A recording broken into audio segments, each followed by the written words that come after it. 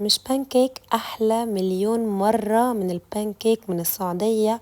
وتحية لكل أهل السعودية على الوصفة العظيمة دي، لازم تجربوا المصابيب، اوعوا تفوتكوا. اعملوا سيف للوصفة وتعالوا يلا نبدأ. كوبايتين دقيق هنحطهم في الخلاط، كل حاجة نحطها في الخلاط، وعليهم ربع كوباية حليب باودر، معلقتين كبار سكر، معلقة صغيرة خميرة فورية، معلقة صغيرة بيكنج باودر، ربع معلقة صغيرة كركم، ربع معلقة صغيرة هيل، ومعلقة صغيرة فانيلا، وربع كوباية زيت، ربع كوباية حليب. بيحطوا حليب مبخر، انا حطيت حليب عادي ما كانش عندي مبخر. ونحط بيضه واحده وكوبايتين ميه، وبعد كده هنضربهم كلهم في الخلاط مع بعض كويس قوي كده بالشكل ده لحد لما يختلطوا، ونسيبه ساعه يخمر. بس لو في الحر ده ممكن نص ساعه، يبقى بالشكل ده بعد ساعه. وبعد كده نحطهم في الطاسه بتاعه الكراب او بتاعه البانكيكس، ونصبهم بالطريقه دي. واول ما يعمل كده بابلز نقلبه الناحيه التانية.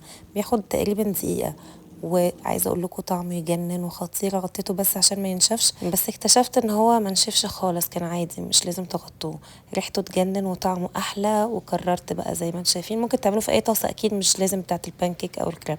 ومش بندهنها باي حاجه خالص، ونقدمه بالطريقه دي مع شويه عسل ورشه شويه فستق.